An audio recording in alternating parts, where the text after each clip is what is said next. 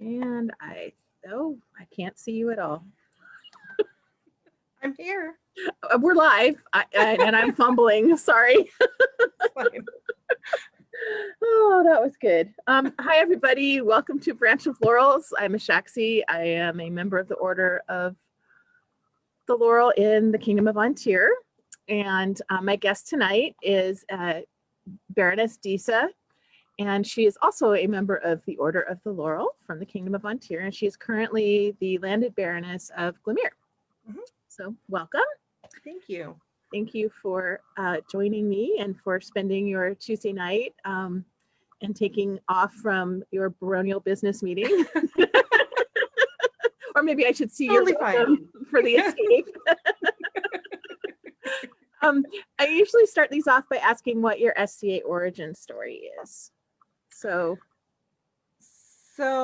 I want to say it was 96. It may have been 97. I had some friends that saw Mayfair, which is a Glimmer event, being held at the Thurston County Fairgrounds, I believe it was. And they walked around and they saw it and they thought it was really cool. And, we were in high school and my friend said, we found this really cool thing, you should come. And we saw that there's another event happening, and that event was June Fair. And so my first event was June Fair. It was 96 or 97. I actually still have the site copy for it. But my mom made me a dress. It was my 17th birthday present. So my mom made me a dress and took my friends and I with a tent and some food, and she gave me a little bit of money and dropped us off at the event. Just a bunch of teenagers there for the weekend. So that was woohoo! Yeah, that was our first event. And I got there and it was rainy and it was of course it was a bunch of teenagers, so of course there was teenage drama and all that stuff. But I remember walking to Merchants Row, and the thing that just stands out in my mind is I was walking to Merchants Row, and there was a Norse tent, and it was open, and I could see inside, and there was this beautiful bed, and the inside was just beautiful.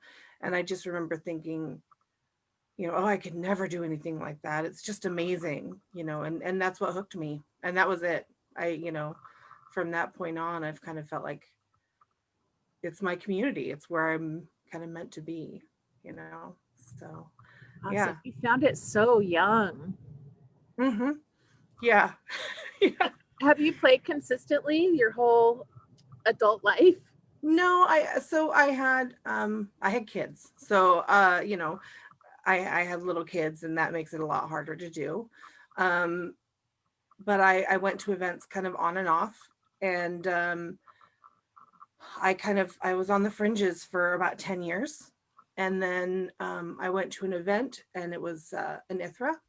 I went to an ITHRA at an event. I think it was an Autumn War. And Countess E was actually the teacher. I think it was a cheese making class, I think. And after that class, her and I sat there and talked for a long time. And she said, you should really get involved in your local barony. And I did. And from that point on, that was it. I went to a projects night, and the next projects night was held at my house. I jumped right in, and that was it. Yeah. Yeah. Awesome. So it sounds like art kind of is what drew you in. Knowledge, learning. Atmospheric. Yeah. Yeah. That was the big thing. I've always loved to learn new things. I've never really, I found Posament, but I before that, I was kind of a jack of all trades, right? I learned something, I get excited, I learned something, and I'd be like, okay, I know that, now I can move on to the next thing, so I've done a little bit of everything, right? I've made my own shoes once or twice, and I was like, okay, I don't have to do that again. I can, I can buy those from now on, but I've tried to kind of do a little bit of everything, because I just love learning. I love learning new things and kind of having the full picture of everything. When did you start sewing your own clothes? well, actually before the SCA, my first thing that I ever sewed, my grandmother took me to Joann's and we picked out the fabric and everything, and I made my freshman homecoming dress. Oh, wow. So yeah, so I started sewing then, but I didn't sew a lot. And then back in my 20s, I had a friend who, I was a little bit afraid of the sewing machine, and my friend said, no, it's not scary, and she sat down next to me and taught me how to make just chemises and skirts, just straight line, easy stuff. And then I started making bodices and stuff. And then, of course, I went back to Norse, which is all straight lines, which is great. Rectangular construction is a thing of beauty. It's a magical thing.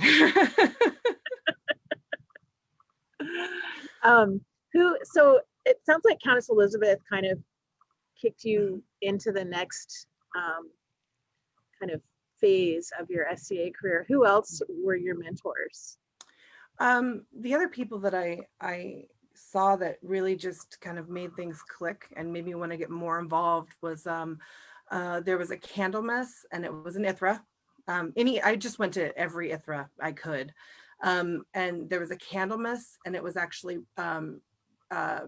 Bridget and Cedric's first Candlemas as Baron and Baroness.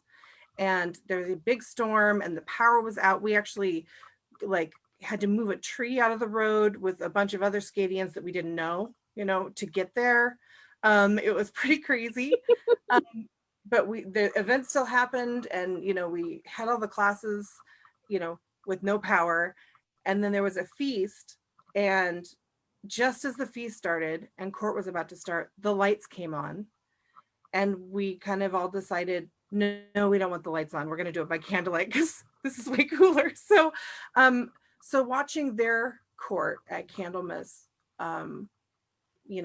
by candlelight and stuff, it was just so magical, and it just really, I don't know, it just drove home, that want to be more a part of everything, So I would definitely say that they really influenced me too. Awesome. Yeah. And now you're a Baroness. And now I'm a Baroness. Yes. So you're really following. That's in their footsteps, Yep. really filling those shoes. Yeah. That's awesome. We've jumped into that now. That's our new adventure. I think it's one of the hardest jobs in the SCA. And I have so much respect for anybody that can take it on. And your kids are old enough now that it's a little easier. My husband and I contemplated it at one point, but our kids were little. And it's like a 3-year commitment. No. Yeah. It's too hard. I mean, my youngest is 15. And she's the youngest that lives with us. So it's a reasonable age to do it. When the kids were younger, there's just no way that it would have been feasible to do. I mean, it's a big chunk of time to devote. But I mean, I lived down in Dragon's Mist for about 4 years. And I loved it down there, and I have, amazing friends from there. But even during that time, Glamere was still kind of my home. I mean, I actually have a raindrop tattooed on my ankle, then that was at least 10 years ago. That there were about 8 of us that went and all got different tattoos, but we all had a little goot incorporated into them for Glamere. So, it's just kind of always been, it's always been my home, and it's really cool to be able to serve the barony and, in this way. Yeah. Are your kids into the SCA, or are they kind of like, that's that weird thing mom does? It depends on the day. So my oldest actually did her college entrance essay on her experiences growing up as a medieval child, right, in the SCA. Which was a cool thing, and I'd always kind of joked, you should totally do this, my life as a modern medieval child. And she did. She doesn't play very much. She did. She came to the event for for my elevation. And she actually was she was our, when we did our first court, we were actually giving the herald an award, and so she actually ended up being our secret herald. Oh. But she doesn't get very involved. My younger daughter does, I think definitely does enjoy the SCA more, but we have friends that have more kids that are her age, and I think it's just something that she's always connected to more than my older daughter has. I think that's really key. My youngest has been wanting to go back and make friends in the SCA and have girlfriends in the SCA. So hopefully at some point we can do that again. Yeah, it'd be great. I mean, this has been really good, but so it looks like it took you almost 10 years to get your AOA. That's a really long time. But you were kind of fringy but I still. was very fringy. I didn't go to my first court for that long, you know. And yeah, so really, I mean, from the time I kind of went to that first projects night and because I took the gold key office that month. So from about that time, it was actually, I think, less than a year that I got my AOA. I actually got my AOA at the same court as Baron Dunstan and as Baroness Francisca. I should know how to pronounce her name. So which is kind of funny because now they've also been a baron and a baroness in Glamere, and the three of us all got our AOAs on the same court. Oh, that's really cool. Yeah, it's super cool. And I brought that up just because it seems like I feel like people should get AOAs as soon as they're involved, because it's a really great way to get people in and enveloped, right? Make them feel seen. Yeah. You know? Yeah. Make them feel like, yes, you belong. You're part of our community. We want you here. Yeah. You know? I think it's really important. So, and it looks like you got involved in teaching in ITHRA pretty quickly too. I did. I actually have my Lector Arte and Sciente from ITHRA and the my Magister for 2 different classes. I felt like I needed to start teaching because I had taken so many classes over, I think 2 years maybe, that it was kind of like, okay, I've been doing so much learning. I feel like I need to teach something. What can I teach? And the first classes I think I taught were wire weaving classes. Wire's been something that I've always been drawn to. So that was the first thing I taught. And then apron dress construction classes. And I can't even tell you how many times I've taught those 2 classes now. So many times. They're such great, like basic Viking Age culture classes. They're accessible. They're relatively easy. Yeah, they don't take a lot of supplies. Right. You know, I liked doing stuff that I could, you know, having little kids that I could do and, you know, I could work on and then put down and not touch for 3 months and then come back and work on it. And it would be the same thing. Because that's how that rolls. Yeah, that's how that works. I might have a good 50 projects that are a result of having kids and getting halfway through something. And in fact, I don't think any of the coats behind me are actually finished. I wear them, but they're not finished. To be fair, I have an ink loom that's been warped with the same thing since I lived in Beaverton, since I lived in Dragon's Nest. And I moved back up here 5 years ago. So yeah, it's not been touched. Yeah, I'm looking at my card weaving loom that is warped up and has been for about 4 years. So yeah, it's a really cool pattern, but that kind of goes back to there's a reason that the ADHD thing. There's a reason. Yeah, exactly. It's totally the ADHD thing, and that's why I only do tablet weaving that's like 4 forward, 4 back. I do nothing else because I would get so lost in anything else. I know my limits. You know? I think that's a really healthy thing. Yeah, especially with fiber. I know my limits with yarn. I can't null bind, I can't knit. You know, card weaving is the closest thing, but real basic. Yeah. Yeah.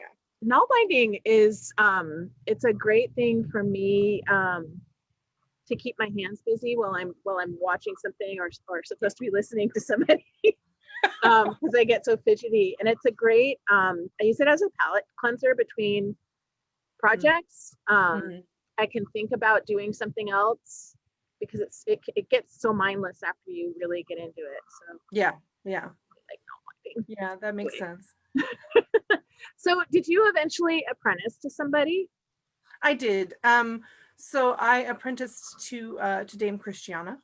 Oh, Um, yeah, and we had been friends for a lot. We'd actually met in Ithras, years and years, very, very long time before.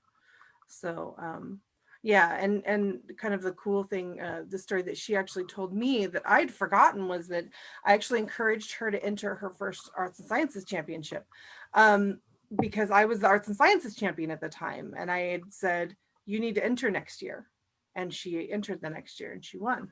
So it was kind of a cool, relationship for is this them. baronial or Yeah, baronial. baronial? Yeah, Awesome. yeah. Awesome. Are you a competition person? Do you like doing competitions? I do. I actually, so having ADD, I need deadlines, and competitions are a good hard deadline. And so it helps me stay on track.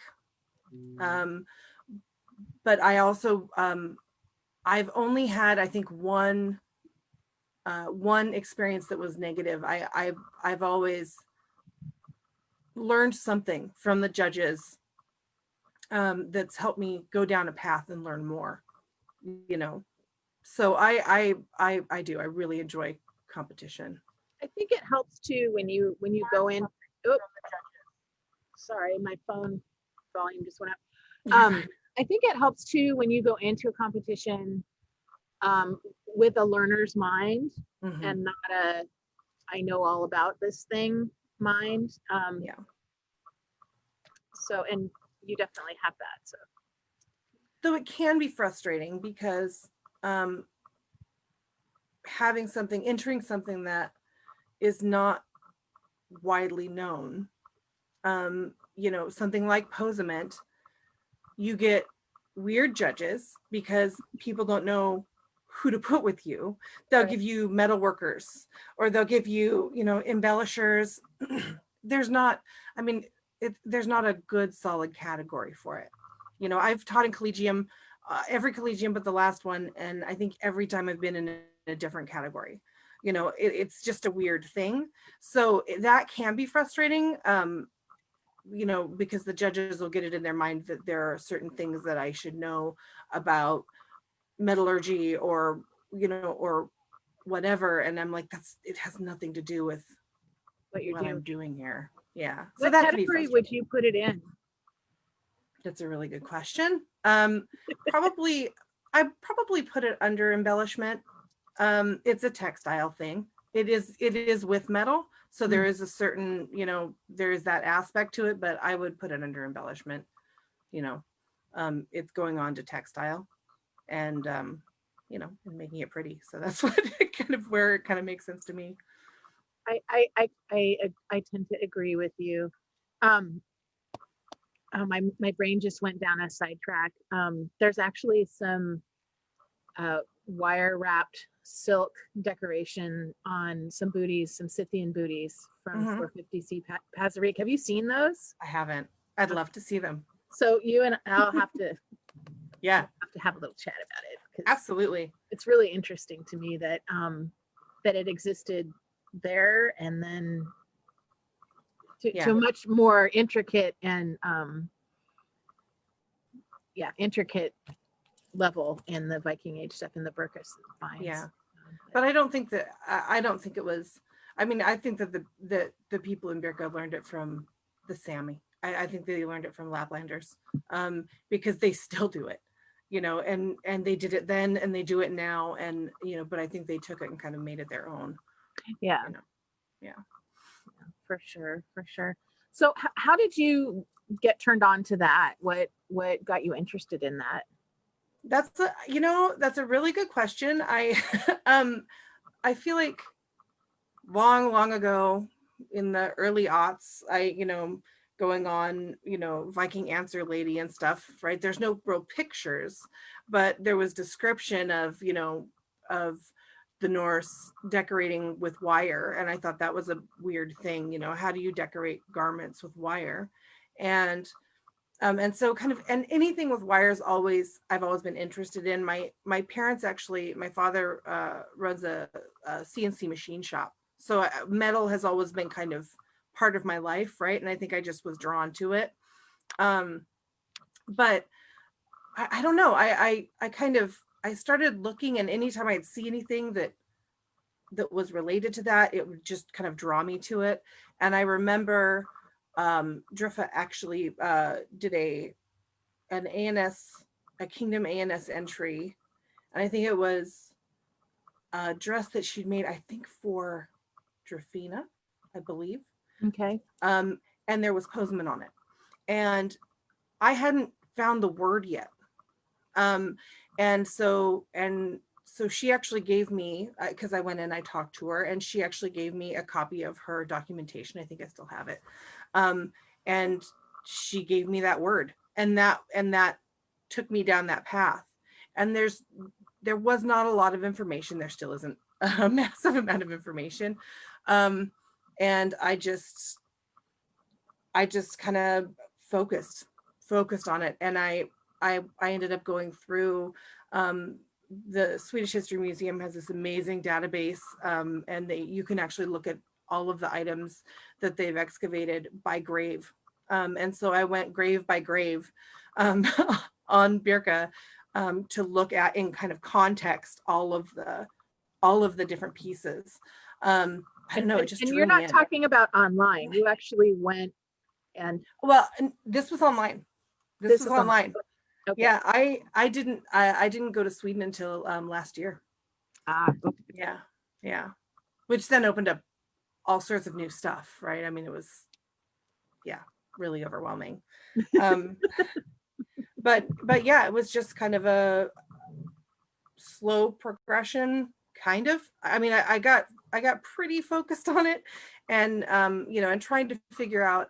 I mean, the Postman itself is really, really beautiful, but I was actually really more interested in the tin thread itself, and how on earth they wrapped this tiny little wire around this silk core. And I mean, the Birka 3 book said that they may have used a needle. That was, there's like a one paragraph in Birka 3 about Postman. And I tried that, and it just wasn't realistic. I was, it just didn't make any sense. And I met a friend through the Postman group on Facebook who actually works at the Swedish History Museum. And and she's been incredibly helpful. She's helped me translate things, and and she's been able to snap pictures for me and stuff, and it's been wonderful. And I talked to her, and I, because the Samis still make their own tin thread, and I sent her a message because I looked all over in English and I couldn't find anything, and I just said, can you please look in Swedish and see if you can find anything on how the Sami make their tin thread? And she sent me a message. It was not the middle of the night for her, I'm sure, but in the middle of the night, she's like, I found it, we can do this. And she'd found this old craft book, Sami craft book.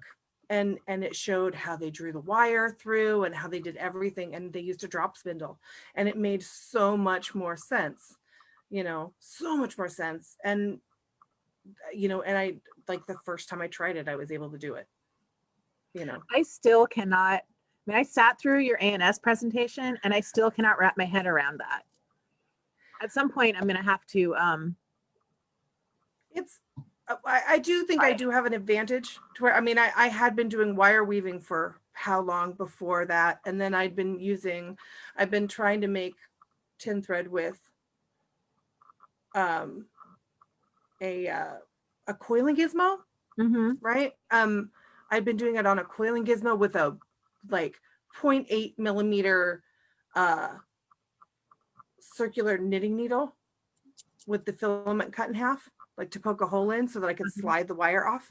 That's how I'd been doing it. And it was just, I mean, it was not, it didn't make any sense, right? Like a needle just made no sense. But yeah, I mean, I think that really getting close to it and being able to really see it, it ends up being, I mean, to me, it made sense. I can't physically do it very much.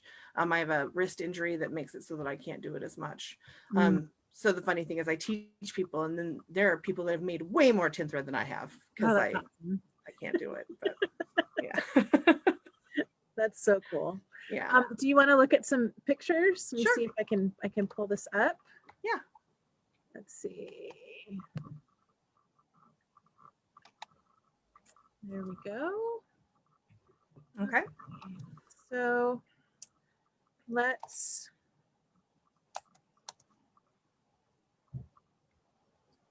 It's frozen. We're going forward. I want to get. Okay. Well, we'll just start. Sure. So this is a piece that you made. Yes. Yeah. So that one, it was the middle of the night and I couldn't sleep. And most posement is done with just a couple of braids and just a couple of knots. And this one is different. And I don't know, I just saw the picture and it was the middle of the night and I got super hooked on it and I decided to do it.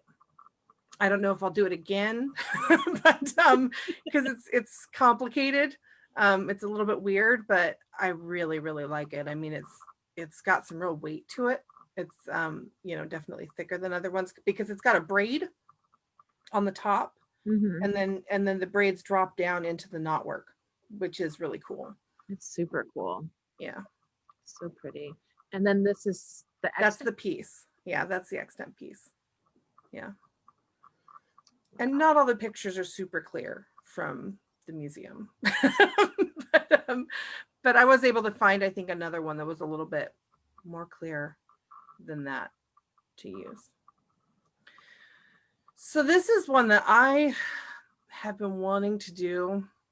I've been wanting to work on, and it's been a challenge to me. This is actually, it's not the upper piece there. It's the loops that I'm really interested in.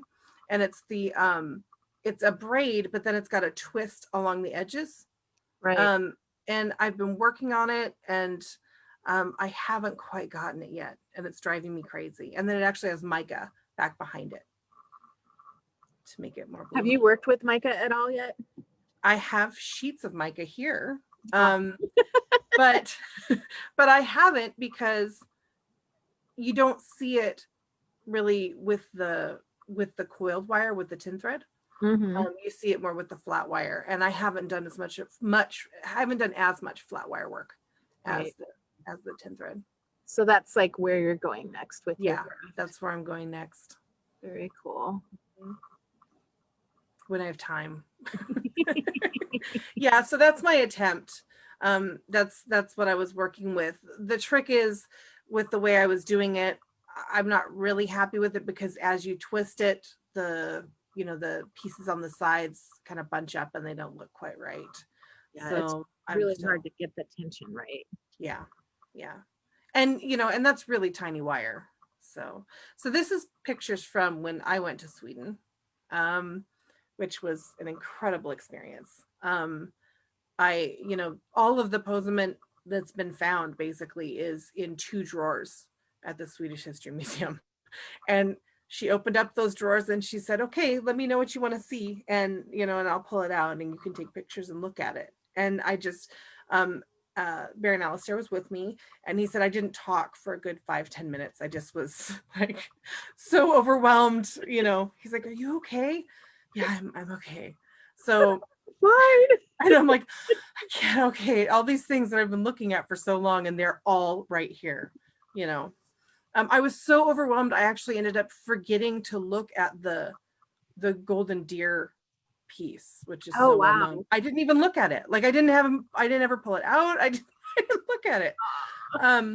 But yeah, it's really hard to tell how tiny these are. They are incredibly tiny. And I had brought a pen with me so that I had something to, not just a measurement thing, but something that people could kind of visualize how small it was. But all of them are in these little boxes, and some of the glass is real dirty on them, and and it can be really hard to see. So the pictures aren't fabulous, but the amazing textile curator, Amika, she actually went back to her office and got me this little little like magnifying glass thing that hooks to your camera phone. Oh, how cool. And so I was actually using that to get the really close-up pictures, and then immediately went and bought one because that was. I mean, this is an amazing shot. The detail in here is just incredible. Yeah. And you can see where, where some of the wires broken away, right? And you can see that core in there. And yeah, I mean, it's pretty amazing. And these are tiny boxes. I mean, they're tiny little boxes. I think I have some pictures of them. There you are. Yeah, that's as I'm going in to the Swedish History Museum. And there, so you can see how tiny these boxes are. And you can see that's Amika right here in the corner, pulling out stuff that she thought was cool for me to look at. And it was really great to meet her. She was wonderful. But you can see how tiny those pieces are. I mean, and I used my camera for some of it, and then I just realized that actually my phone took better pictures. Like I was getting more clear pictures with my phone than with the actual camera that I had bought specifically for this trip. None of those pieces are thicker than your pinky finger. No. And the ones that look thicker, kind of in the middle there, that still has some fabric backing to it. So that's why they're that big. Yeah. Just amazing. Yeah. This was Baron Alistair taking pictures of me as I was not able to speak. Because the piece in front of me there, I had kind of assumed was lost, because I had seen there was one picture of it, and it was one picture from Birka 3, and I'd not seen any other pictures of that piece. And so I asked her about that piece right off the bat, and she's like, "Oh, this one," and she just pulled it out, and I believe it was mislabeled as the wrong grave in Birka 3. And that's why I hadn't been able to find it. And so I was just so excited to be able to, see this piece that I thought was probably gone. Right. So it was pretty incredible. Yeah. So cool. And this is your work? Yes. This is my work. So the really big piece down at the bottom there, that's one of my very first pieces that I made the tin thread. So you can see how big and thick that is. That's a little over 1 millimeter thick. And then the piece that's sitting on top of it, that one right there, that is the piece that I made using a drop spindle. That's the first piece I made using a drop spindle, so you can see the difference in what you can do. I mean, yeah. And the other ones are the tin thread that you can purchase. Oh, okay. Yeah. Wow. Yeah. That's you. That's me. That's not my hat. I stole that hat. It's my favorite. Master Charles made that hat actually for Baron Alistair for our investiture, and I kind of love it.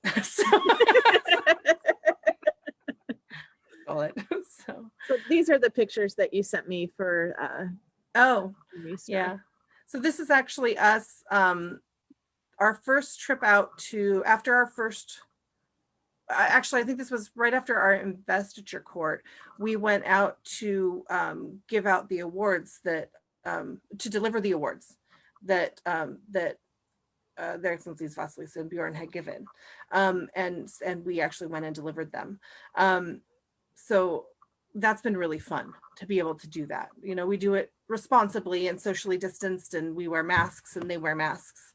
But it's nice to be able to, you know, give people these things that they've, you know, that they've been recognized for. And it's fun to be able to, like, you know, get the device on the mask and do that stuff too. That's been kind of fun. So Yeah. And just I think right now, at least in our kingdom, the Baron and Baronesses are really keeping things going and keeping people engaged. And you're doing really, really great work. thank you.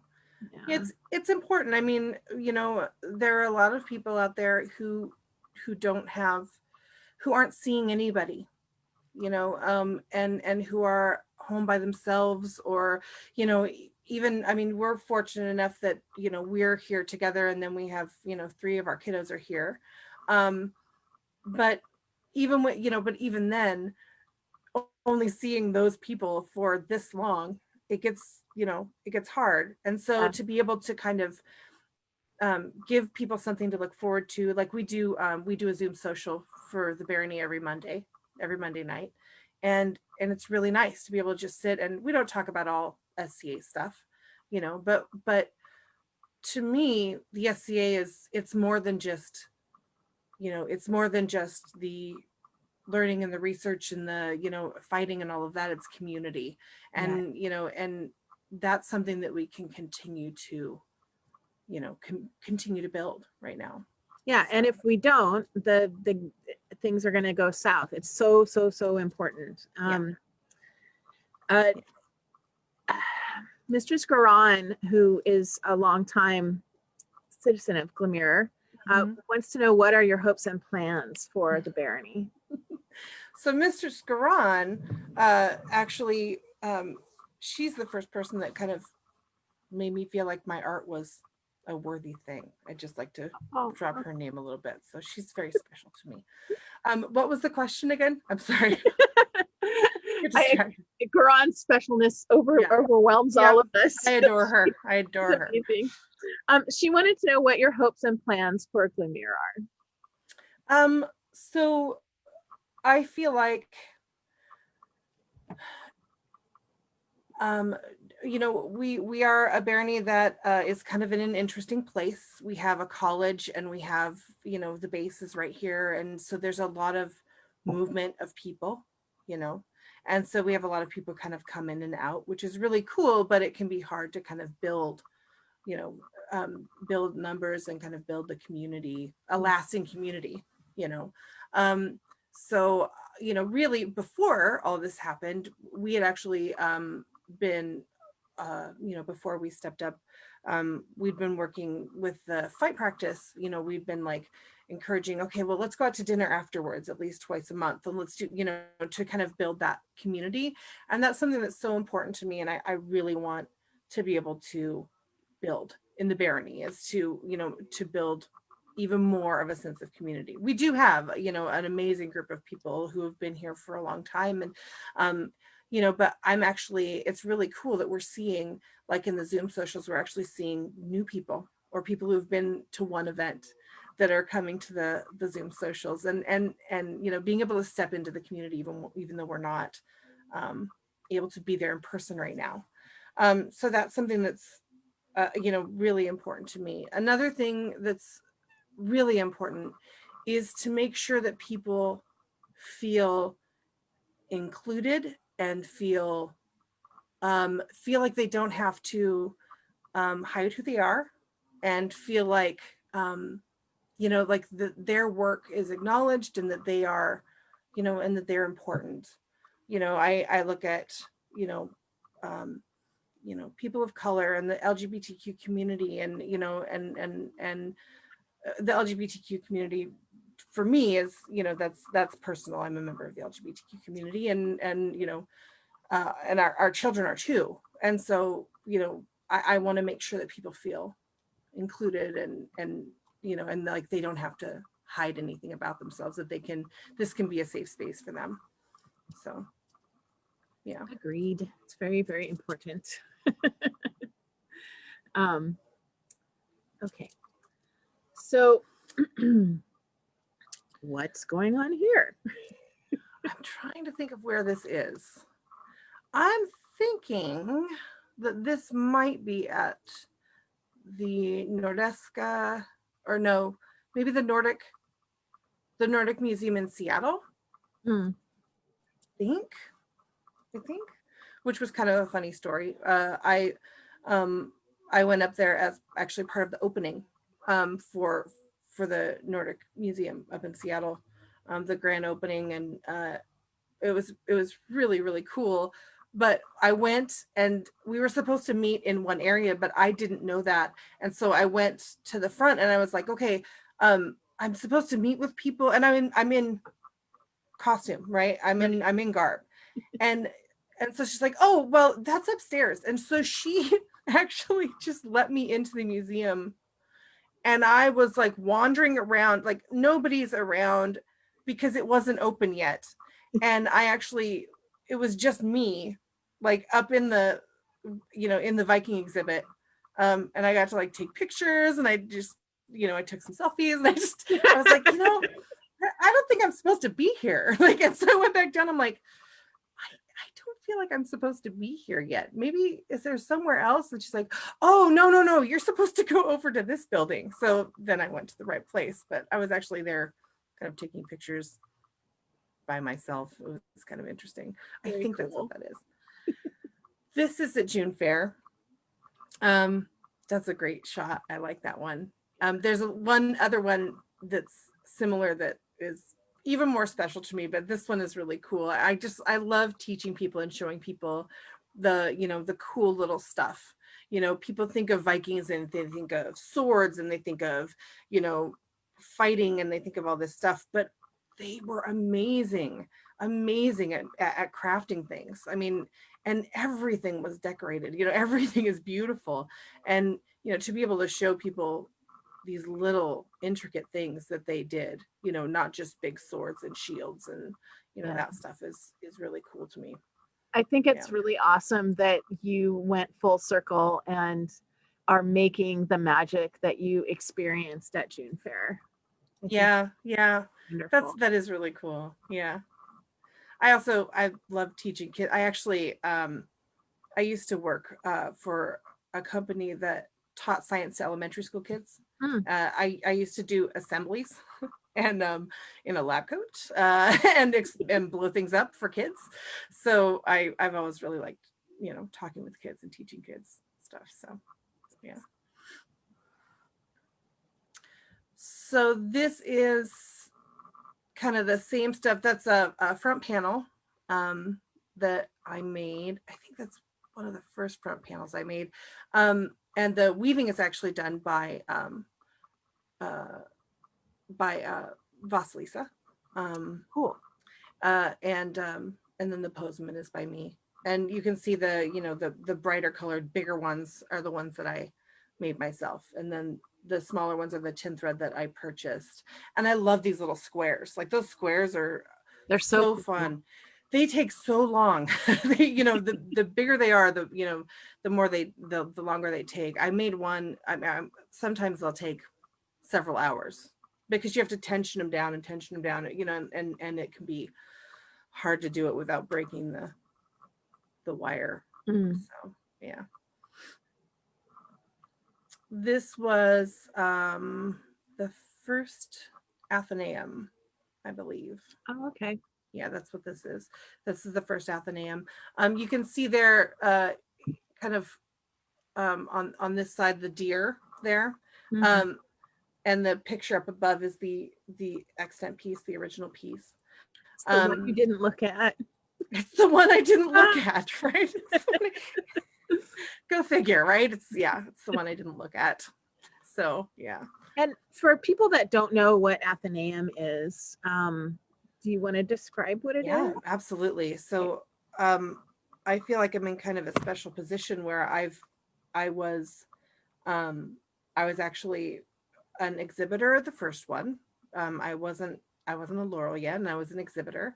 The really cool thing about Athenaeum is if you're not somebody who likes competition, the whole goal is to bring your work, bring the stuff you're passionate about. It doesn't have to be finished. It doesn't have to be perfect.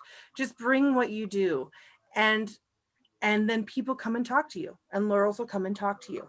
And it's a really, really cool, you know, really positive experience. I mean, I've heard nothing but positive feedback from both directions, you know, because you get to talk to people who you wouldn't have, you know, in any other circumstance, because they're not necessarily, you know, people who were not in kind of interested in Norse stuff still came and talk, you know, come and talk to me, and you know, and they get to kind of learn what I'm doing.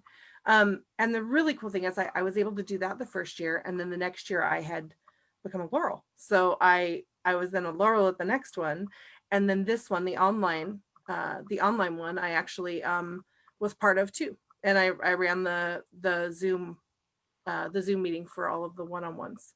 So it's kind of cool. I've been able to be kind of part of the event and a Laurel at it and an exhibitor. So. And I got to be like a room manager for the online one. I've never been to an in-person one, so it was really wonderful to be involved. One of my apprentices has some things in it, and it's a really cool event. It is. I'm looking forward to doing one in person and getting more involved. Me too.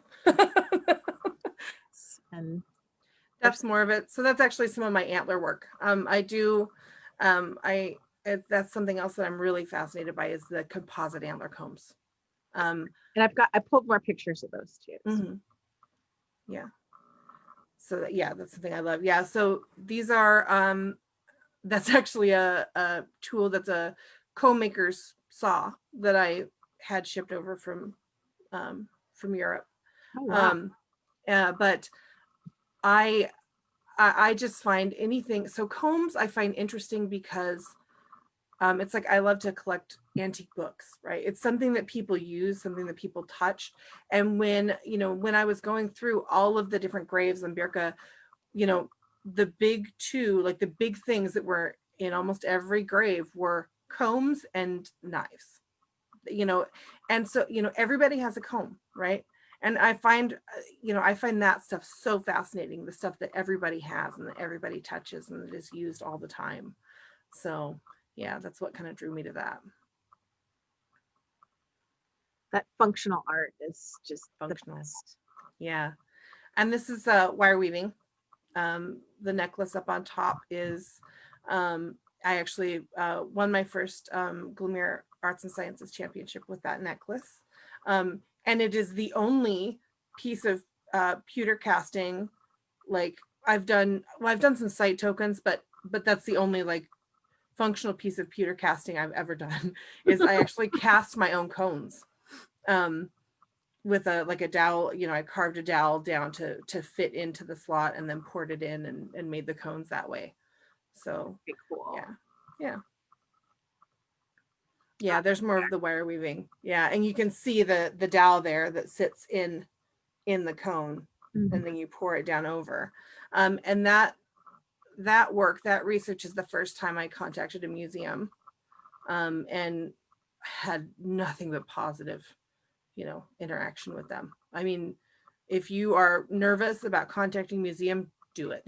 You know, they're so helpful. You know, I when I was over there, I actually, Amika said to me, you know, I love reenactors because I learn something every time I talk to a reenactor. Oh, you know? That's cool. Yeah, which is really cool. We actually use this stuff, right? Yeah. We do the things, you know. That was a catastrophic failure. So that made me so sad. I was actually making this comb for Driffa, and I cut the tooth at an angle without realizing it and cut that big chunk out. And there's nothing you can do. I mean, you need to do, so it's very clear in looking at the construction of combs that they put the teeth in after they were together, right? They're all riveted together. So that means that if you make a mistake like that, that's it, you know? So yeah, I had to find an alternative comb. This was years and years later. This was actually this last year. I was like, okay, I have this comb. It's the one that broke. Like, I have this comb. I'm going to fix it. And so I had to get the rivets out in order to replace it. And just as I was getting the rivet out, I cracked it. Ugh. Yeah. Yeah. That the amount of hours that have been spent on that comb that is never going to be a comb. It's just painful. So, I wonder though if there's a way that you could repair, because that must have happened. You know, I wonder if there's a way that you can. I mean, I could put a rivet in there. I mean, it would stay. You know, I mean, there is another piece back behind, and it is all kind of held together. But I don't know. I don't know if my brain would let me do that. Mm. Put So that much work into a broken. I tried to rivet some plaques onto a wooden bowl, some Scythian plaques that I did, and I cracked the bowl and like screwed it open. And so I drilled holes on either side of the crack, and I wire braided the pieces together, and then I filled it with wax. Yeah. It's really good. It's like one of my favorite things now. Maybe eventually I'll finish it. You know, I don't do a lot of comb work. It's hard on the hands, and since I had surgery on my wrist, it's hard to do that stuff. But I do really love it. So, super cool. Yeah. Some close-ups of the squares. Yeah. So that square on the bottom, that's so crazy. That took me. I actually sat. So last year, was that last year? Yeah, last year, at 12th night, I sat through all of court doing that one square. And people were like, "Why are you sitting here for so long?" And I was like, I'm working. And I did. It took me hours and hours and hours and hours to do that one square. And for those of you not from Ontario, well, that's not that long. Ontario courts, especially 12th night courts, are a super, super special thing. Yeah, it was probably, I would say, 5 hours of court? Yeah. And that's like the morning court before the changeover, and then the second court. Yes.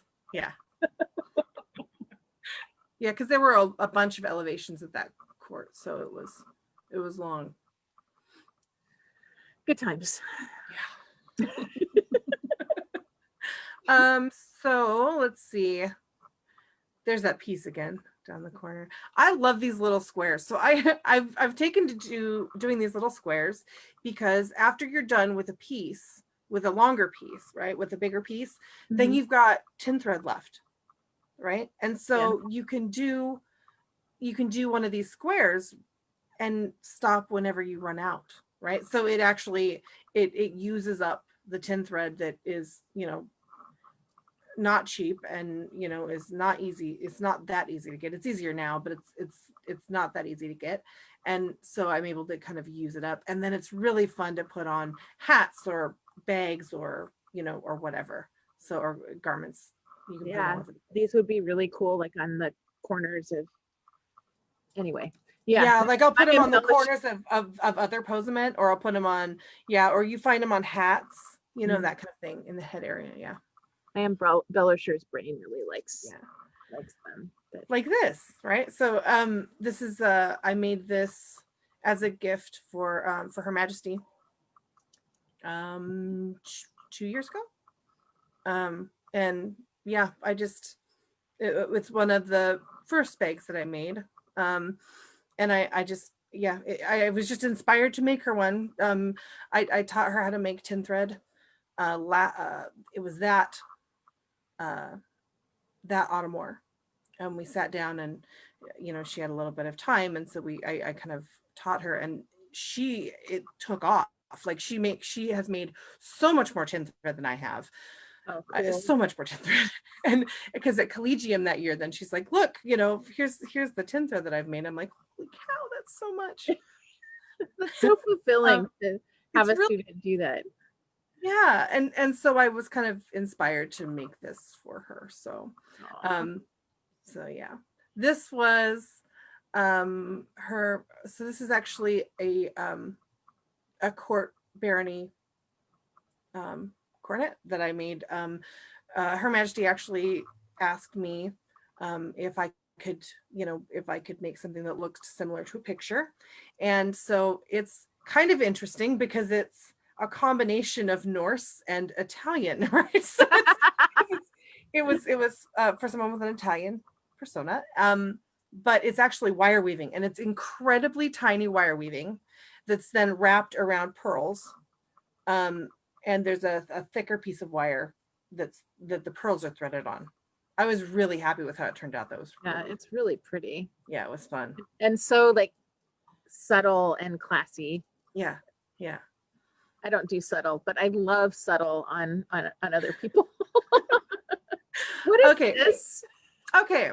This is actually sitting over here somewhere. This is part of my Loki Halloween costume. Okay, that makes sense. Yeah. I was like, what is this thing? So I'd been looking, like, I was doing a female Loki costume for Halloween, and and I was trying to figure out how to do the horns, how to do some sort of horns, and then I was like, wait a minute, I work with wire, I can do this. And so I, like, the night before the party, made this.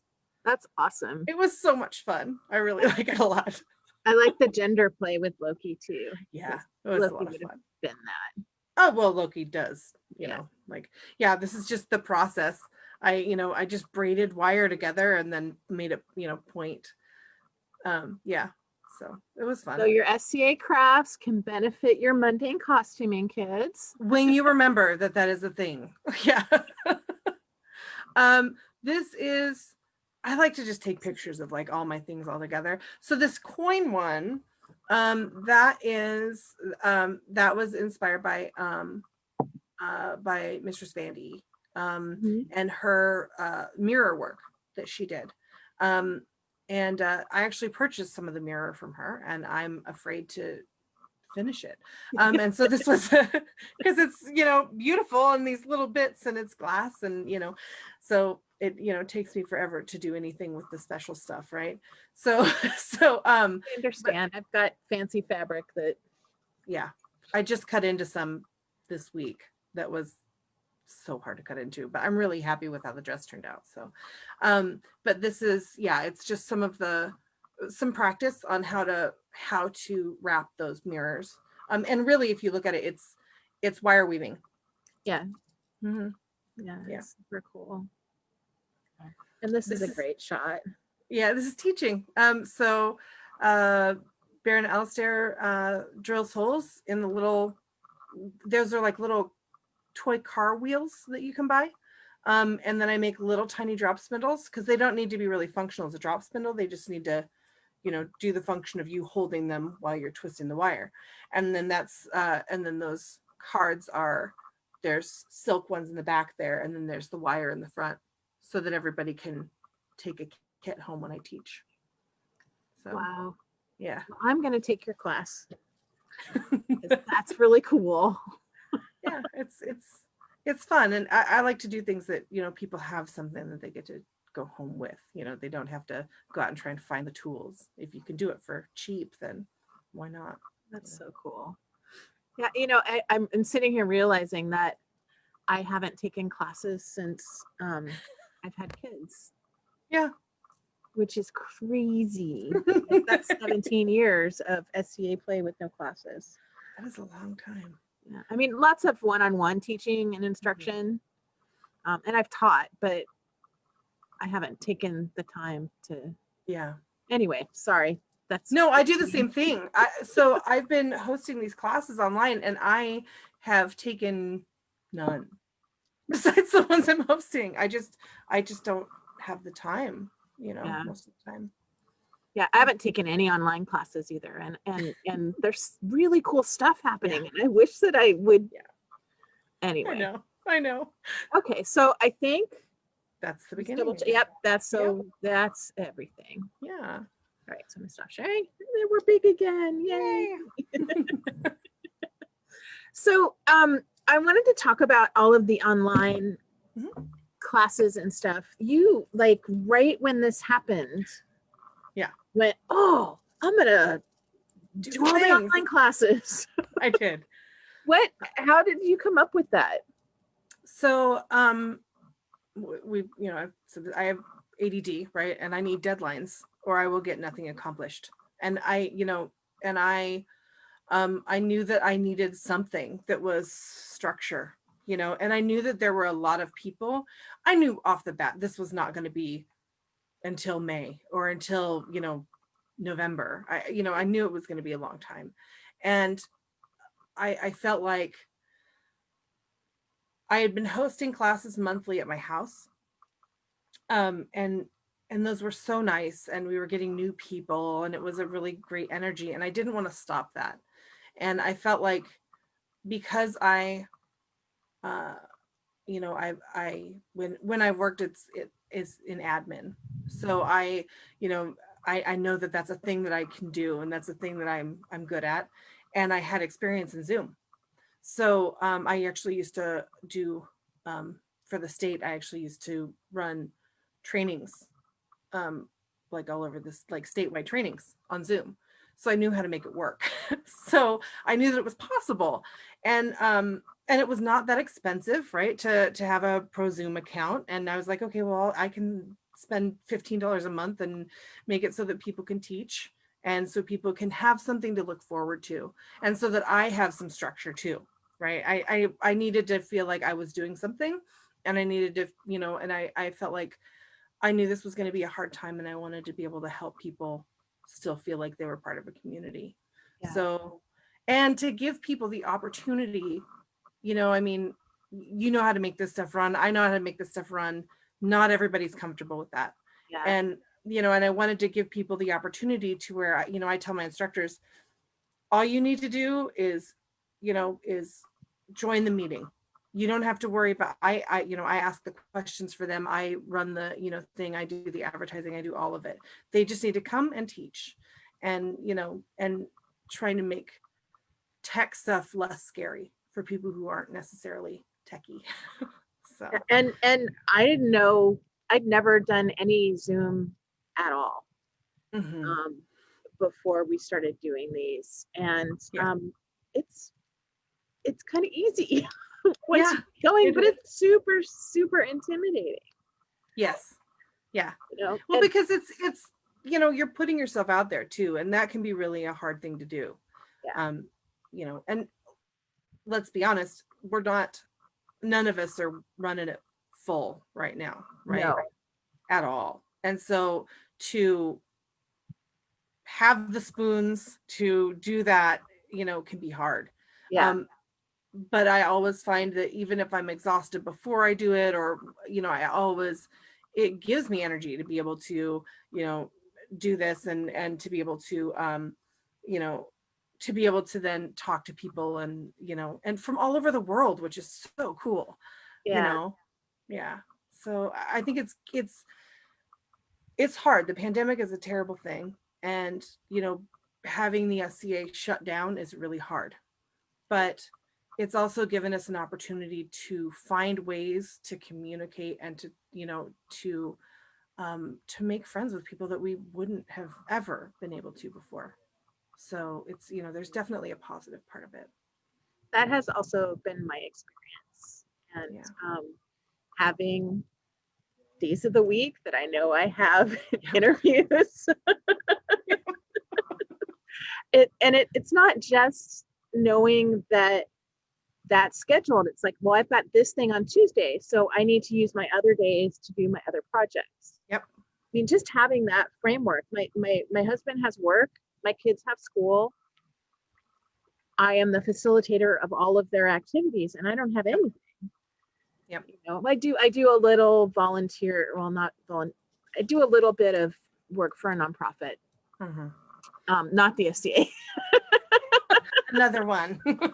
But it's not enough, Yeah. and this is really cool. And I think one of the things that and I'm going to circle this back around to you, I swear. Yeah, no, totally One fine. of the things that I've learned from interviewing so many people who have kind of been instrumental in establishing the SCA and growing it is that they're innovators. They jump in and see something that needs to be done, and they do it, Mm-hmm. and they build community. Mhm. And you are that person right now. You are the backbone of keeping the SCA going right now. Thank you. And it's so important. And thank you so much for what you're doing. Well, thank you so much for what you're doing. I mean, you're online way more than I am at this point. So So I weird. used to how many days a week do you guys do interviews? Um, it's so Misty does, Rifkin does, does Ducal interviews twice a week. Uh-huh. We do the sisters interview on Wednesdays. I do the Laurels interview on Tuesday, and then I do all of the tech background stuff for Duchess Dagmar and Sir Joel on Sunday. I mean, that's amazing. I was doing, before we stepped up as Baron and Baroness, I was doing twice a week.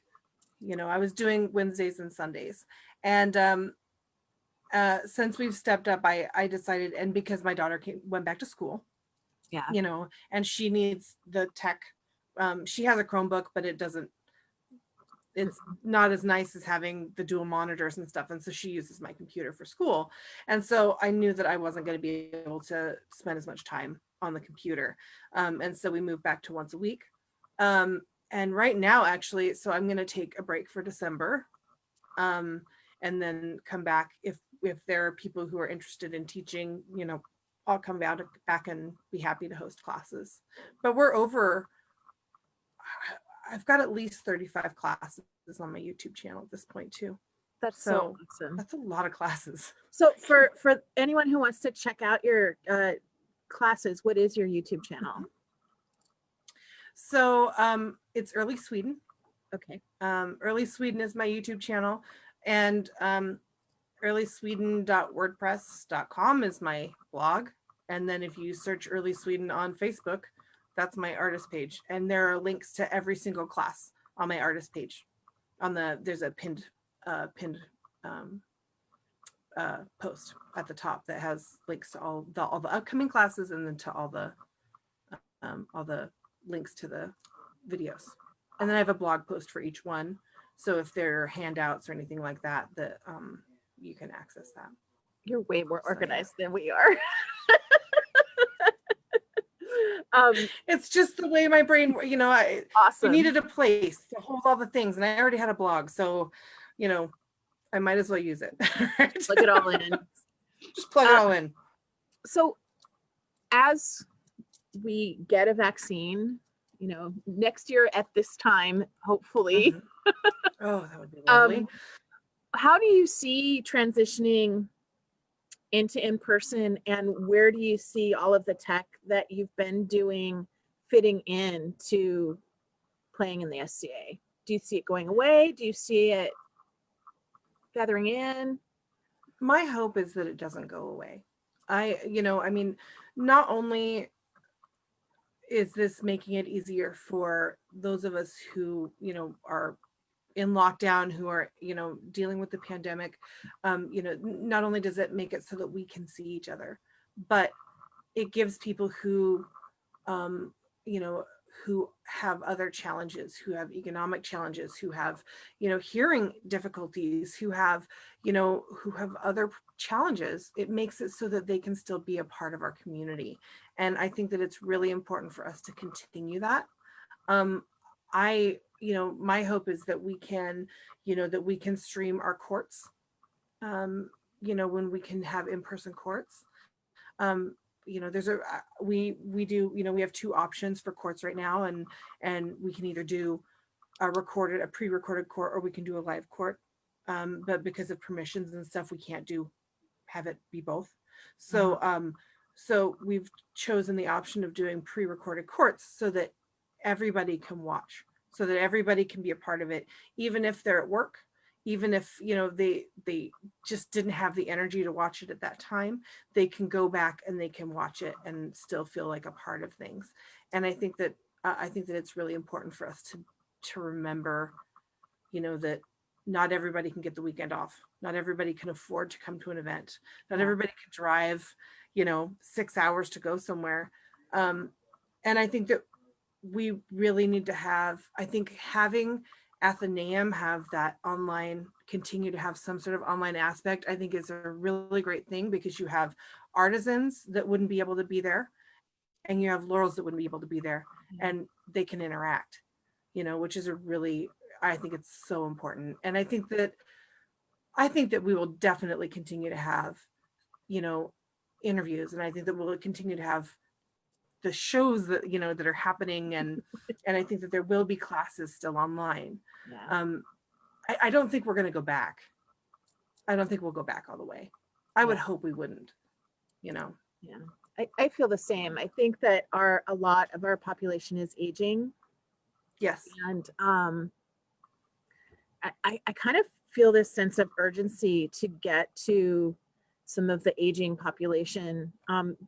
How many people have we lost in the last month in our kingdom that were amazing pillars of our, I'm going to get teary, amazing pillars of our community, and they're gone. Yeah. And I just, I think that the ability to incorporate people who aren't as mobile, who maybe aren't healthy enough to travel and to attend events, is really important. Yeah. Well, and on top of that, because we are an aging community, we will lose people. And if those people have been able to teach online, if those people have been able to do interviews, if those people have been part of this online community, people will still be able to learn from them, right? People will still be able to, not feel like they're totally lost to us, and I think that's important too. It holds on to that legacy, right? It keeps those people still with us. I think that's important. Yeah, it's kind of a beautiful thing. So okay. Sorry. It's okay. I didn't mean to go down that path. It's all right. No, it's totally fine. This is not an easy time. This is not an easy time at all. Yeah. And so, the tech helps us be more accessible and more kind of interesting to a younger group, but it also includes people. Yes. So I think it's a good tool for accessibility. And I think that that's one of the biggest things that the SCA needs to work on right now. So yeah, I mean, it's a, the fact that we are an aging community, getting us online, getting us on Instagram, getting us on, Facebook, getting us on Twitter, getting us everywhere makes us more accessible to younger people and makes us, gives us more, makes us less of an aging community, right? Yeah, it gives us a little longevity. Yeah. I mean, I didn't start an Instagram until I started doing classes, actually. And, our social media officer in Glamir's been amazing. Like he has set up an Instagram and a Twitter and all this stuff.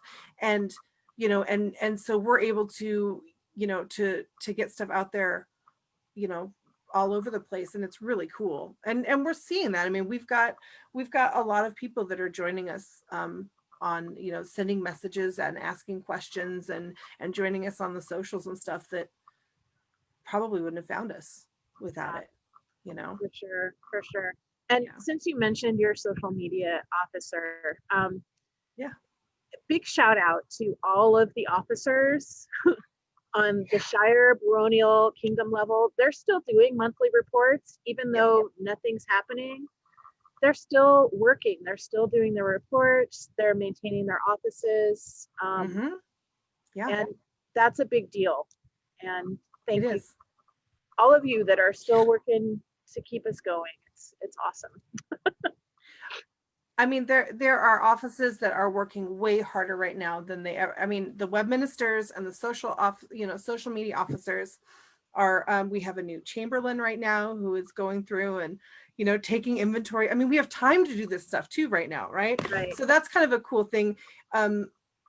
you know, as we step up and we actually have a brand new seneschal too, and like it's we're all new and we're all looking at it with new eyes, and so we're able to get, and I've got an admin brain too, right? So like we're all looking at it and looking at it from an admin point of view, right? And like, well, let's get all the paperwork in order, let's do all these things, you know, and that's giving the time to do that.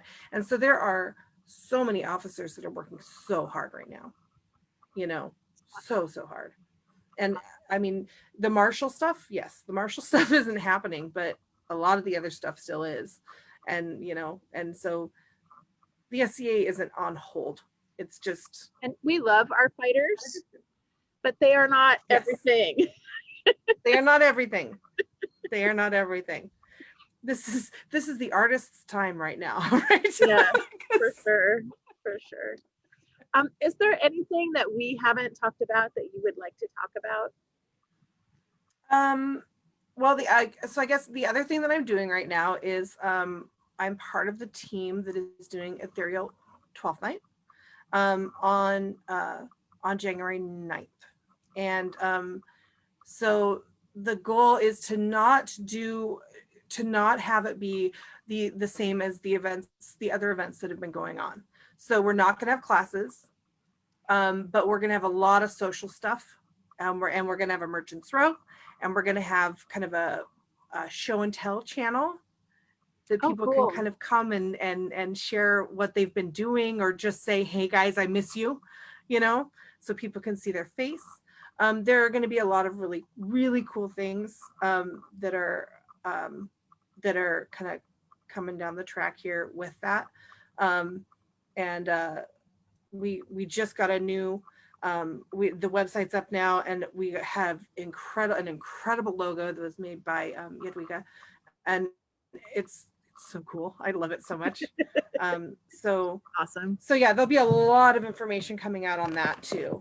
I'm straightening my computer. I love the idea of having a room to share, because one of the big things about 12th nights for seamstresses is getting your kit together and doing the fancy clothes. And it would be really cool to be able to have a goal, have a timeline of, oh, I'm going to participate in this show. Right. Oh, I'm going to make something fancy. Right.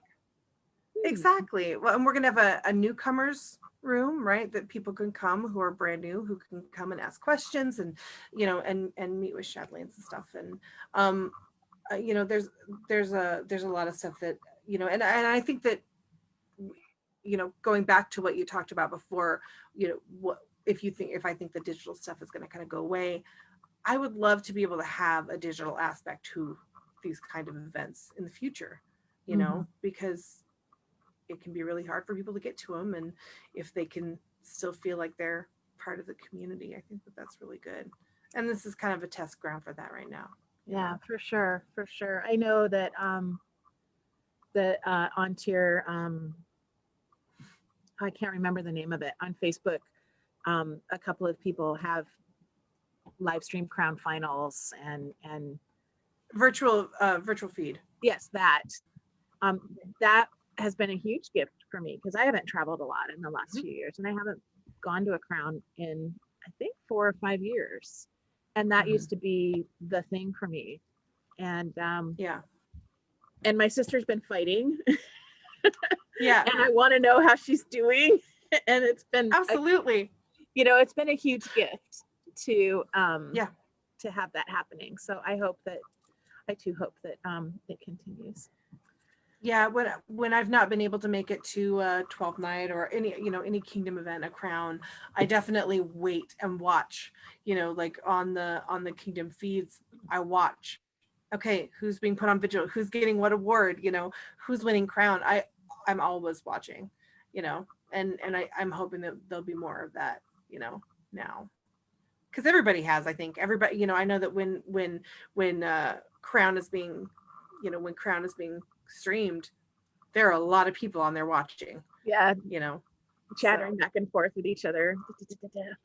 Yeah. Whose shield is that? Yeah. It's been a good lesson in heraldry. Yeah. Yeah. Anyway, well, thank you so much for your time tonight. Absolutely.